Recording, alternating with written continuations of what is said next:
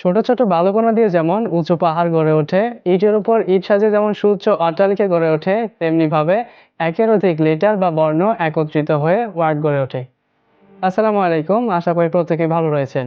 আজকের ভিডিওতে আমরা ওয়ার্ড বা শব্দ নিয়ে আলোচনা করব। তো চলুন শুরু করা যাক। যদি আমরা ওয়ার্ডের সংজ্ঞা নিয়ে আলোচনা করি তাহলে সেটা এরকম হবে যে একের অধিক লেটার একত্রিত হয়ে যখন সুন্দর একটি অর্থ প্রদান করে তখন তাকে ওয়ার্ড বলা হয়। অর্থাৎ একের অধিক লেটার, অনেকগুলো লেটার যখন পাশাপাশি বসে সুন্দরভাবে মনের ভাব প্রকাশ করবে তখন সেটা ওয়ার্ডে পরিণত হবে। তো চলুন এবার আমরা কিছু এক্সাম্পল লক্ষ্য করি। বুক, প্যান, অ্যাডভাইস, নাইস, এটসেট্রা। এখানে আমরা লক্ষ্য করে দেখব প্রত্যেকটিরই কিন্তু সুস্পষ্ট ও সুন্দরতম অর্থ রয়েছে।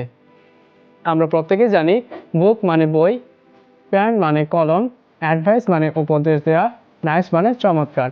তাহলে প্রত্যেকটিরই যেহেতু সুস্পষ্ট ও সুন্দরতম অর্থ রয়েছে তাহলে এগুলো হচ্ছে ওয়ার্ড। তো চলুন এবার আমরা আরও কিছু এক্সাম্পল লক্ষ্য করি। ENAM, ECIN, KOOBEPN, এগুলোকে দেখেও ওয়ার্ড মনে হতে পারে, কিন্তু এগুলো সত্যি কি কোনো ওয়ার্ড? না, এগুলো কোনো ওয়ার্ড নয়। কেননা আমরা যদি ওয়ার্ডের সংজ্ঞাটা নিয়ে বিশ্লেষণ করি তাহলে আমরা দেখব যে একের অধিক লেটার পাশাপাশি বসবে এবং সুন্দর একটি অর্থ প্রদান করবে। এখানে আমরা লক্ষ্য করলে দেখব এগুলোতে অনেকগুলো লেটার থাকা সত্ত্বেও সেগুলো সুসজ্জিত নয়, যার ফলে এদের কোনো সুস্পষ্ট অর্থ নেই।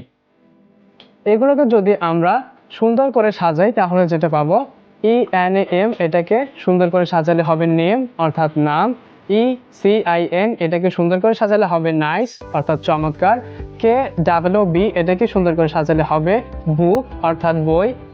EPN, এটাকে সুন্দর করে সাজালে হবে পেন। তো এখন আমরা লক্ষ্য করে দেখব যে এই প্রত্যেকটিরই কিন্তু এক একটি সুন্দরতম অর্থ রয়েছে। সুতরাং এখন আমরা চাইলে এগুলোকে ওয়ার্ড বলতে পারি। তো আজকের ভিডিও থেকে আমরা জানলাম যে একের অধিক লেটার একত্রিত হয়ে যখন সুন্দর একটি অর্থ প্রদান করে শুধুমাত্র তখনই সেটি ওয়ার্ডে রূপান্তরিত হয়। এখন অনেকের মনে প্রশ্ন হতে পারে যে ইংরেজিতে সবথেকে ছোট ওয়ার্ড বা বড় ওয়ার্ড কোনটি? তো চলুন সেটি জেনে নিই।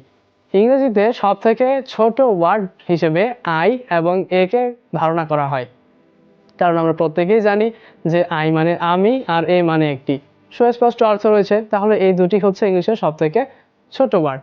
এবার আসুন, ইংলিশের সবথেকে বড় ওয়ার্ড হচ্ছে নিউমোনো আলট্রা মাইক্রোস্কোপিক সিলিকোভলকানো কনিউসিস। এটি হচ্ছে একটি ফুসফুসের রোগের নাম।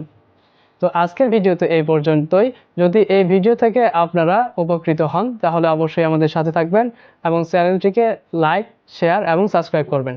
ধন্যবাদ সবাইকে।